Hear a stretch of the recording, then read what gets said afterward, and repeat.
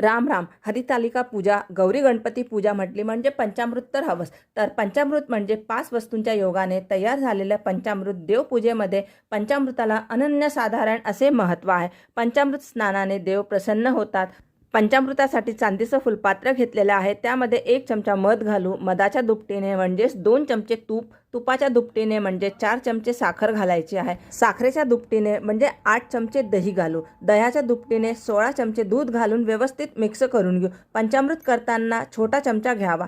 मोठा चमचा घेतल्यास पंचामृत जास्त बनते. पंचामृत तयार करून बऱ्याच वेळ ठेवू नये. पंचामृतमध्ये मधाचं व तुपाचं प्रमाण सारखे नसावे, थोडे कमी किंवा जास्त असावे. आयुर्वेदानुसार तूप आणि मध समप्रमाणात खाल्ले तर हे आरोग्यासाठी अपायकारक ठरू शकतात. तर पंचामृत देवपूजेसाठीच नाही, पंचामृत प्यायल्याने आरोग्यास अनेक फायदे पण मिळतात. तुम्ही नक्की करून बघा. आवडल्यास एक लाईक करा. व्हिडिओ पूर्ण बघण्यासाठी